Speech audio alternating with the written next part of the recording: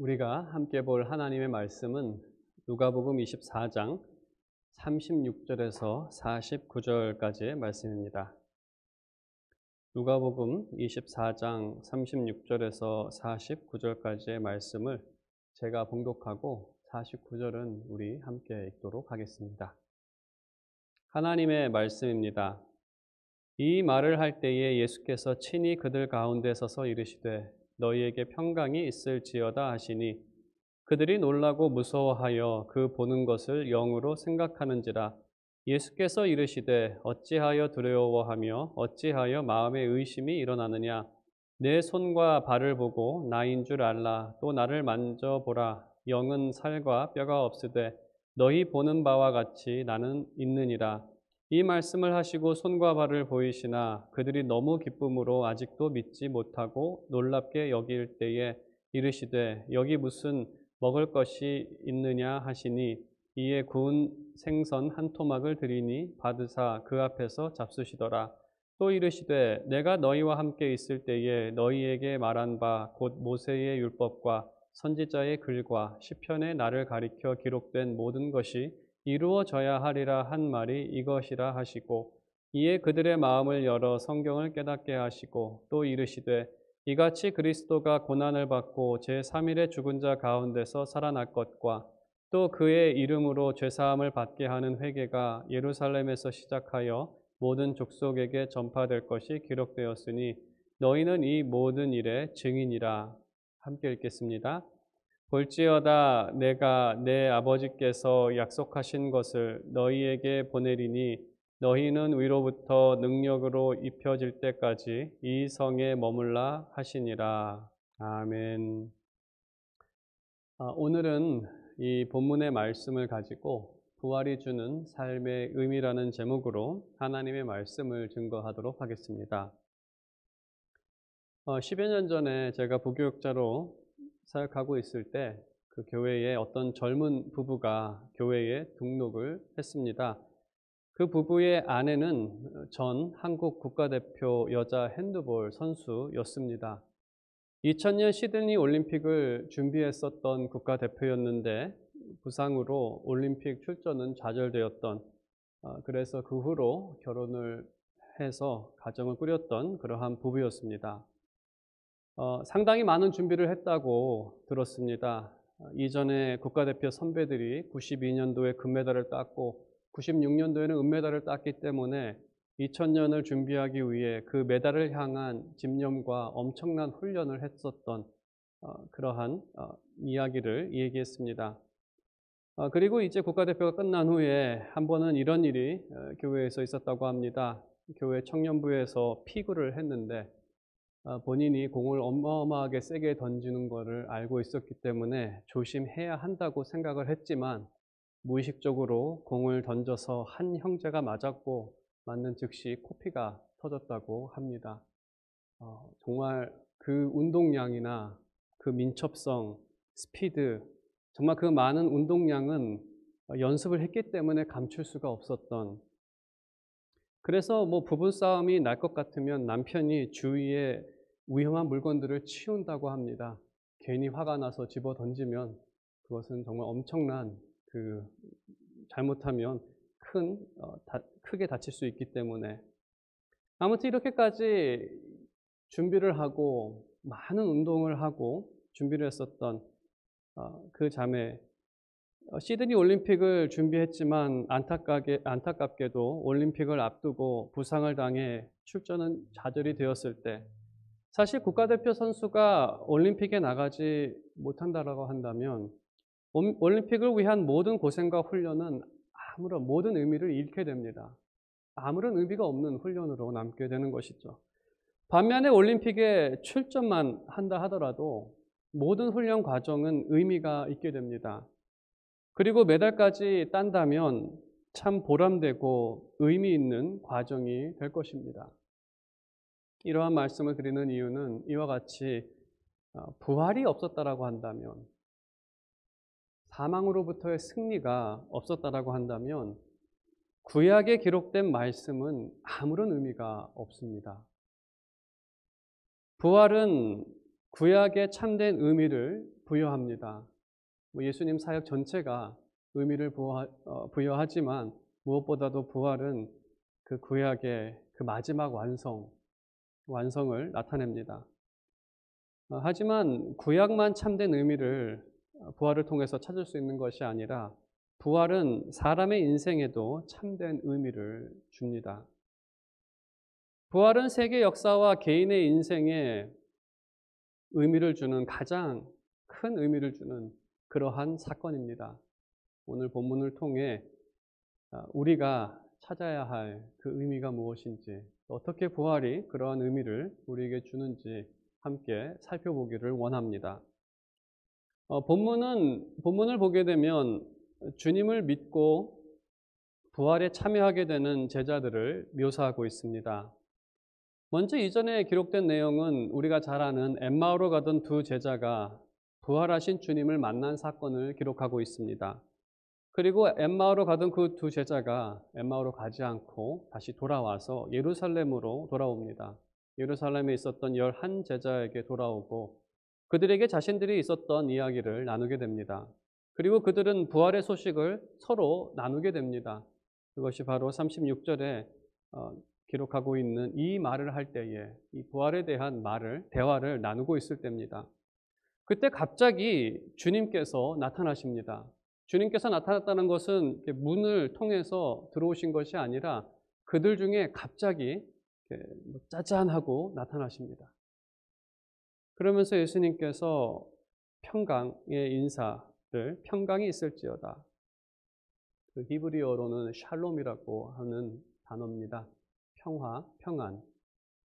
안녕이라는 한국어는 안녕이라고 하죠. 그것도 사실 평강이라는 의미를 담고 있습니다. 인사말을 전합니다. 이 인사말이 참 역설적인 것은 주님의 등장은 그들에게 평강을 준 것이 아니라 두려움이 되었습니다. 그 이유는 37절에 기록된 것처럼 예수님을 영으로 생각했기 때문에, 여기서 영이라는 것은 귀신으로 생각했다는 것입니다. 그래서 두려워했다는 것입니다. 죽었던 사람이 갑자기 나타난다면, 우리도 죽었던 사람이 나타난다고 한다면, 그런 일이 만일에 일어난다라고 한다면, 사람이 그것을 귀신으로 생각하는 것이 당연합니다. 그리고 사람이 귀신을 보고 두려워하는 것은 당연한 반응입니다. 그래서 그 제자들의 반응은 어찌 생각하면 당연한 반응입니다. 하지만 주님은 죽으신 분이 아니라 살아계신 분이시고, 그렇기 때문에 살아있는 사람을 보고 두려워하는 것은 잘못된 반응입니다. 왜 살아있는데 죽은 사람 본 것처럼 그렇게 행동을 하느냐라고 책망하실 수 있는 그러한 부분입니다. 그래서 예수님께서는 38절에 있는 것처럼 왜 두려움과 의심이 일어나는지 이유를 묻습니다. 내가 살아있는데 왜 두려워하고 의심이 일어나느냐? 예수님께서는 당연히 그들의 생각을 아시기 때문에 자신이 귀신이 아니라 살아있는 사람이라는 것을 말씀하시고 육신을 갖고 계시다는 증거들을 보이십니다. 먼저 자신의 손과 발을 보고 만져보라고 말씀하십니다. 귀신은 손과 발이 없습니다. 영이기 때문에. 그래서 만져보라고 하십니다. 여전히 믿지 못하고 있을 때 음식을 달라고 하시면서 받아 드십니다. 육신을 가진 사람은 음식을 먹어야 하지 않습니까? 그래서 주님의 이러한 행동들은 주님께서 육신적으로 부활하신 사실을 말하고 그들 앞에서 증명하고 계시는 것입니다. 하지만 이러한 확실한 그 증거, 물질적인 증거를 보이셨지만 그들은 여전히 부활하신 사실을 믿지 못합니다. 이보다 더 분명한 증거가 어디 있겠습니까? 하지만 분명한 증거가 그들 앞에 있음에도 불구하고 그들은 믿지 못했습니다. 기쁘기도 하지만 너무나 놀랍고 또 여전히 믿지 못하는, 우리가 그들의 이 반응을 놓고 오늘날 주님의 부활을 믿지 못하는 이유를 생각해 보았을 때, 사실 주님의 부활을 믿지 못하는 이유는 증거가 부족해서는 아닙니다. 그 변증학자들이라고 하는 이 주님의 부활을 변호하는 그러한 학문인데 변증학에서도 이야기하고 있지만 주님은 부활하신 후에 500명 이상이나 되는 사람들을 만나셨습니다. 그리고 그 사람들이 한결같이 주님의 부활을 증언합니다. 하지만 그들이 단순히 증언할 뿐만 아니라 그들의 삶이 완전히 바뀌었는데 무엇보다도 그들은 자신의 목숨을 걸고 주님께서 부활하셨다는 소식을 증거했다는 것입니다. 이들 모두가 거짓을 선포하기 위해 목숨을 걸고 순교하는 사람은 거의 없습니다. 근데 500명이나 되는 사람이 사실 거짓 사이비 종교가 열심히 거짓을 선포하기는 하지만 거짓 사이비 종교와 같은 경우에는 자신의 개인의 사적 이익을 추구하기 때문에 사적 이익을 위해 거짓을 선포합니다. 하지만 죽으면 무슨 이득이 있다고 죽음 앞에서 자신의 거짓을 고수하겠습니까? 500명이나 넘습니다. 그러한 목숨을 걸고 이 부활을 증언한 사람이. 그리고 500명 이상의 증인이란 사실도 상당히 많은 숫자입니다. 좀 그것에 감을 드리기 위해서 좀 비교해서 생각을 했을 때 몰몬교가 주장하는 요셉 스미스가 천사를 만나 계시를 받았고 그것을 적은 것이 몰몬경입니다. 그들의 66권 외에 한 권의 책이 더 있는데 그럼 요셉 스미스가 천사를 만나서 계시를 받은 것을 본 사람이 몇 명이 있을까? 없습니다. 자기 혼자 주장입니다. 그런데도 저 많은 사람들이 그걸 다 믿습니다. 한 명이 주장함에도 불구하고 이슬람교와 같은 경우에는 모하마드가 가브리엘 천사로부터 코란을 받았다라고 주장을 합니다. 가브리엘 천사로부터 모하마드가 천사를 받은 증인이 몇 명이 있을까를 따져보아도 자기 혼자밖에 없습니다. 그럼에도 그 많은 사람들이 믿어줍니다. 예수님의 부활은 500명입니다. 구약을 보더라도 모세가 구약 말씀을 받게 되는데 시내산에서 구약 말씀을 받은 그 광경을 본 사람들이 적어도 200만 명입니다. 200만 명이 시내산에서 하나님의 임재를 받고 거기서 하나님의 음성을 들었고 모세가 올라가는 것을 봤고 내려오는 것을 본 사람이 200만 명입니다. 한두 명의 주장을 우리가 얘기하는 것이 아닙니다. 성경의 말씀이. 500명이나 되는 숫자는 사실 상당히 많은 숫자입니다. 또한 한 가지 역사적 사실을 여러분께 더 말씀드리겠습니다. 사도들이 부활의 소식을 전하기 시작했을 때 그곳에는 큰 부흥이 일어납니다. 예루살렘에서 부흥이 일어나는데 이 부흥을 봤을 때 가장 불쾌한 사람들이 유대교 지도자들이었습니다. 유대교 지도자들이 제일 불쾌하게 생각을 했는데 무엇보다도 자신들이 죽인 예수 그리스도가 부활했다는 소식이고 그 소식으로 인해서 수많은 유대교인들이 그 말씀을 믿고 그리스도를 따랐다는 것은 유대 지도자들에게 가장 불쾌하고 좀 위협적인 모습이었습니다. 그래서 그들이 했던 것 중에 하나는 부활에 대해서 논쟁도 했지만 유대교 입장에서 생각했을 때 예수님의 시신만 찾으면 저 기독교를 다 잠재울 수 있습니다. 예수님의 시체만 찾으면 됩니다. 그런 부활이 가짜고 승천이 가짜고 저들을 다 잠재울 수가 있습니다. 그래서 당시에 정말로 열심히 찾았습니다.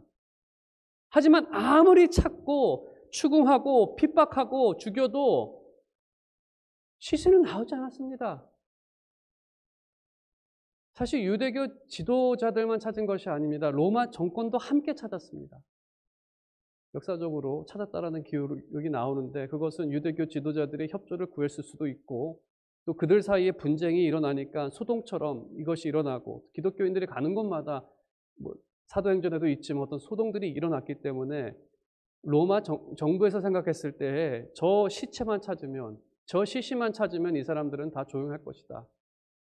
정말 우리의 기독교는 이 부활의 역사적 사건에서 세워져 있기 때문에 예수님의 시신만 찾으면 다 끝날 일입니다. 그래서 당시에 로마 정부 그 공권력을 사용을 해서 유대교 정말 길을 쓰고 찾았습니다. 근데 아무리 찾아도 나오지가 않습니다. 아무리 추궁해도 받을 수 있는 답은 부활하셔서 승천하셨다 밖에는 없습니다. 뭐 없는 것이 당연하죠. 우리야 당연히 예수님을 믿기 때문에 없는 것이 너무나 당연하지만 세상은 그것을 믿지 않기 때문에 길을 쓰고 찾았지만 결론은 찾지 못했다는 것입니다. 역사적인 증거들과 증언들을 보더라도 예수 그리스도의 부활에 대한 역사적 증거는 모든 것을 봤을 때 부활하셨다는 사실이 더 설득력이 있습니다. 부활하지 않았다는 것보다는 설득력이 있음에도 불구하고 부활을 믿는 사람과 믿지 않는 사람을 비교한다면 부활을 안 믿는 사람이 더 많습니다. 왜 그럴까? 우리가 본문을 보면 이해할 수 있습니다. 예수님을 눈으로 봐도 믿지 못하는데 어떻게 예수님을 말로만 들은 사람들이 믿을 수 있겠습니까? 아무리 우리가 변증하게 해서 수많은 자료들과 증언들, 증인들을 데려놓아도 세상은 믿지 못합니다. 눈으로 봐도 믿지 못하는 그 사실을 어떻게 예수님을 말들로만, 전한 사람들의 말들로만 믿을 수 있겠습니까? 본문에서 우리에게 말하고자 하는 것은 그것입니다. 데오빌레도에게도 그렇게 전달이 되는 사항은 데오빌로라는 사람, 이 편지를 받아본 사람은 예수님을 육신적으로 보지 못했던 그러한 사람일 것입니다. 하지만 누가가 그에게 말하는 것은 예수님을 믿는 것은 예수님의 살아계심을 눈으로 봐서 믿게 되는 것이 아니라 바로 말씀을 깨달을 때 믿을 수 있다라는 사실을 그에게 전하고 있는 것입니다. 사실 역사적 증거들은 믿음이 없는 사람들에게는 아무런 가치가 없지만 믿는 우리들에게는 우리의 믿음을 더하는 그러한 증거들입니다. 그럼 이제 예수님께서 그들의 믿음을 위해 어떠한 말씀을 주셨는지 우리가 살펴보도록 하겠습니다. 44절에 아직 믿음이 없는 그들에게 예수님께서는 그 모세의 율법과 선지자의 글과 시편을 말씀하십니다. 가르치십니다. 이 세 가지는 히브리 성경입니다. 구약을 말합니다. 그 히브리 성경을 히브리 사람들은 율법과 선지서와 글들이라고 부릅니다. 율법, 선지서, 글들. 그래서 이 앞자만 따서, 그러니까는 율법은 히브리어로 토라, 선지서는 나빔, 그다음 글들은 크토빔입니다. 그래서 앞자를 따서 타나카라고 부릅니다. 우리는 구약이라고 부르지만 그 사람들은 자신의 성경을 타나카라고 부릅니다. 타나카는 율법, 선지서, 글들의 그 앞자만 딴 요약입니다. 이 말씀을 드리는 것은 44절의 구약 선지자 시편을 예수님께서 풀으셨다는 것은 구약 전체를 말합니다. 바로 구약 전체가 예수님에 대해서 어떤 증거를 하고 있는지 예수님께서 풀어서 그들에게 가르치시는데 단순히 가르치신 것이 아니라 45절에 있는 것처럼 그들의 마음을 열어서 이 구약에 기록된 말씀을 깨닫게 하십니다. 우리가 구약의 말씀을 생각해 본다면 구약에서는 하나님께서 구원에 대해 계획하신 일들을 알리신 내용입니다. 그리고 하나님께서 계획하신 말씀에 따라 예수님께서는 죽으시고 3일 후에 부활하셨습니다. 그리고 하나님의 계획에 따라 복음이 전파되고 오늘날 우리가 믿게 되었습니다. 우리가 구원을 얻은 것은 예수님 그리스도께서 완성하셨기 때문이기도 하지만 하나님께서 계획하셨기 때문입니다. 구약에서 하나님께서 말씀하신 그 계획, 우리의 구원도 하나님께서 말씀하신 계획 안에 있었습니다. 구약을 깨달은 사도들은 예수님을 통해 구약을 해석했습니다. 신약에 있는 모든 내용들은 예수 그리스도의 사역을 통해 구약을 해석한 내용들입니다. 만일에 예수님의 사역, 특히 죽음과 부활이 없었다면 하나님께서 계획하신 구원과 하나님 나라는 여전히 미완성으로 남아 있었을 것입니다. 예를 들어서 말씀을 드리면 이런 것과 같습니다. 건물을 세우기 위해 정말 완벽한 도면을 만들고 또 그 건물을 모형을 완성될 건물의 모형을 따서 조감도를 완성했습니다. 한번 그런 것이 완성됐다고 한번 가정해 본다면 정말 그 조감도를 보면서 너무나 아름다운 건물이고 정말 아름다운 건물이 계획되었다고 생각을 하는데 아무리 그렇게 아름답게 계획이 되었다 하더라도 그리고 그 조감도가 너무나 멋있게 보여도 그 건물이 세워지지 않는다면 그 도면과 조감도는 아무런 의미가 없습니다. 그것이 세워져야 의미가 있는 거지 세워지지 않으면 이거는 의미가 없는 그러한 작업이 되고 맙니다. 복음서는 하나님께서 계획하신 구원이 주님을 통해 완성되었다고 말합니다. 그래서 이제 누구든지 아무리 멀리 있는 사람이라도 주님의 이름을 부르면 죄사함을 얻고 구원을 받아 하나님 나라의 백성이 될 수 있습니다. 왜냐하면 그것이 완성되었기 때문에. 하나님께서 약속하신 나라가 구약의 내용이고 그 나라를 아브라함과 이삭과 야곱과 모세, 다윗 등 구약의 선조들이 보았습니다. 멀리서 보았고 그리고 그 나라가 이제는 그리스도 안에서 완성이 되었고 그 문이 열렸습니다. 그래서 이제는 누구든지 예수 그리스도의 이름을 부르는 사람은 그 나라의 백성이 되는 것입니다. 주님의 사역이 없었다라고 한다면 구약은 아무런 의미가 없습니다.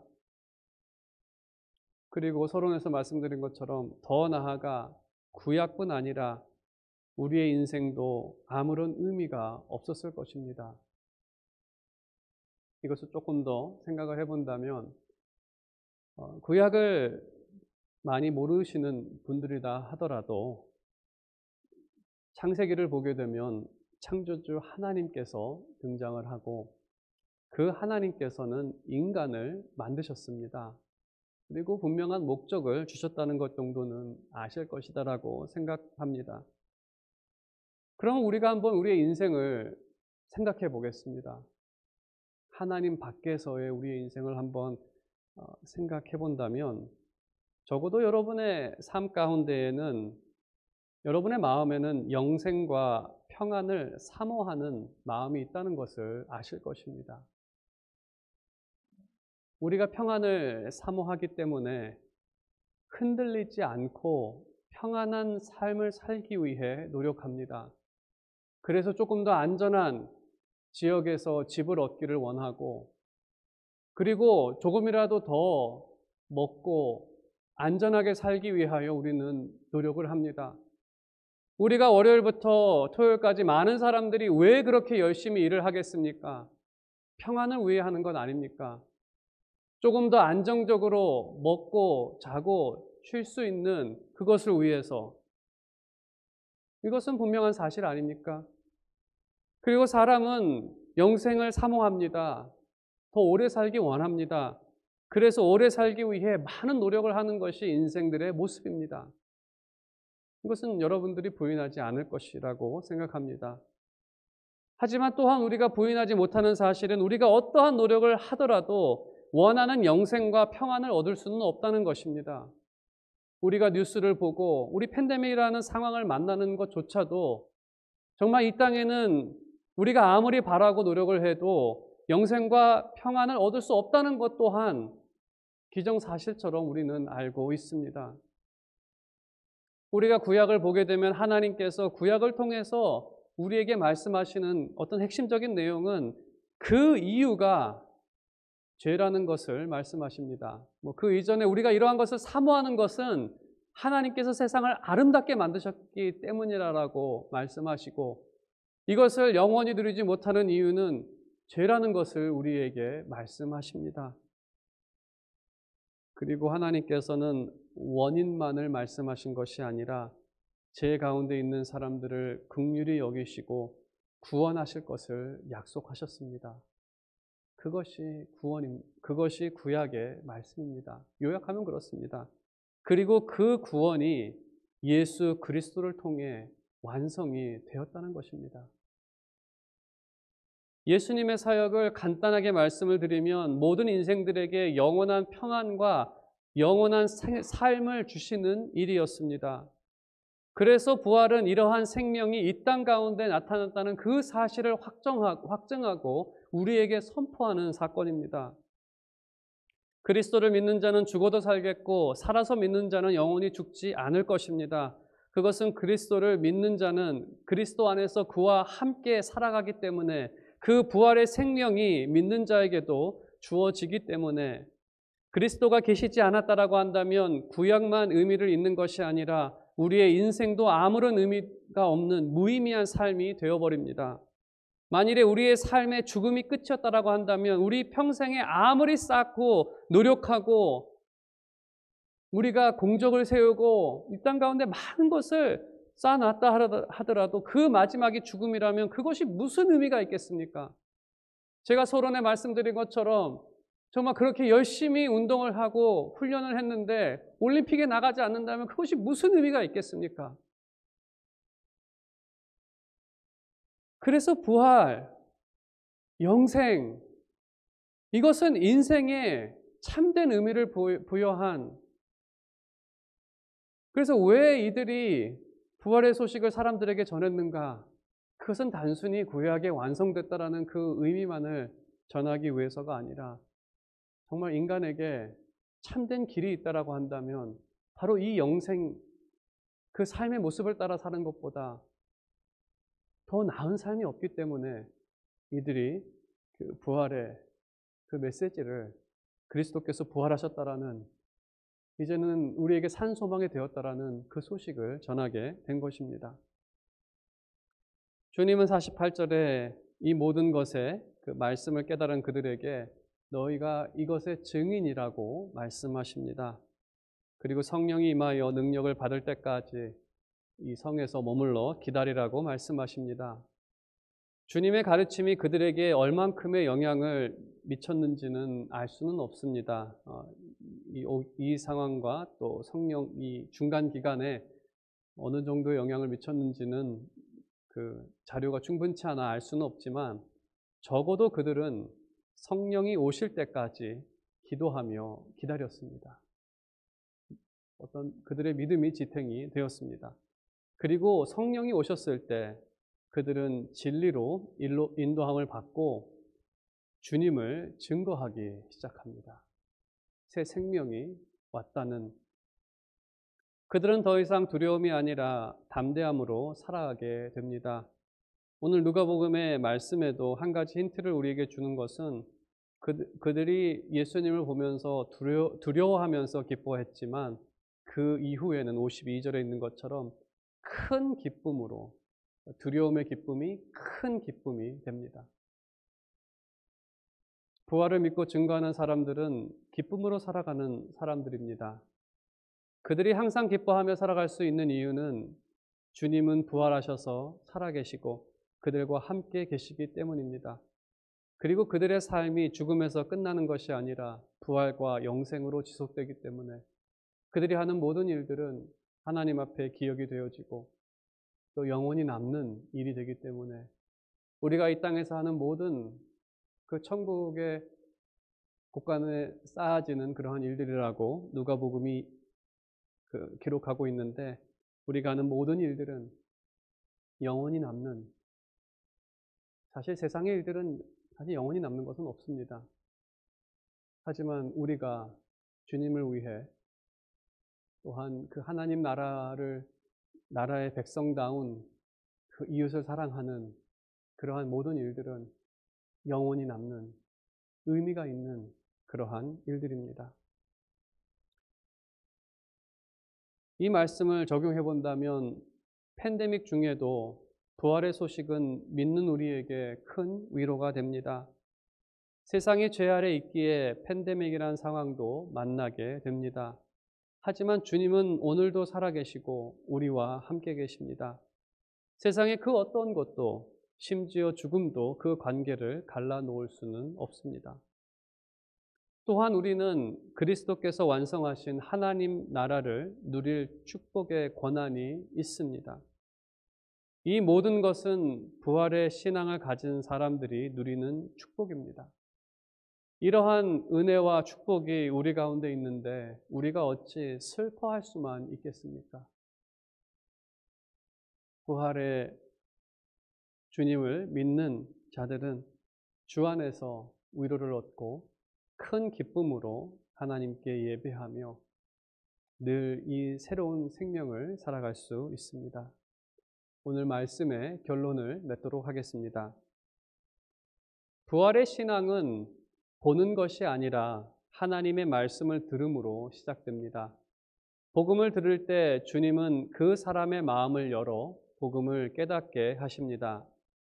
부활이 없었다면 구약뿐 아니라 우리의 인생도 아무런 의미가 없습니다. 죽음으로 끝나는 삶이 무슨 의미가 있겠습니까?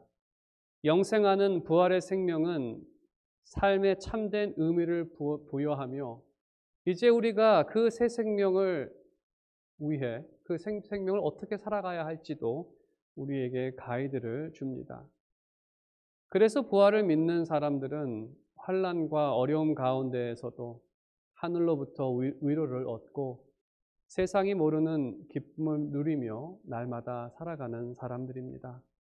제가 진정으로 바라는 것은 주님의 부활을 믿고 그 기쁨을 누리며 살아가는 그런 여러분 모두가 되는 것입니다.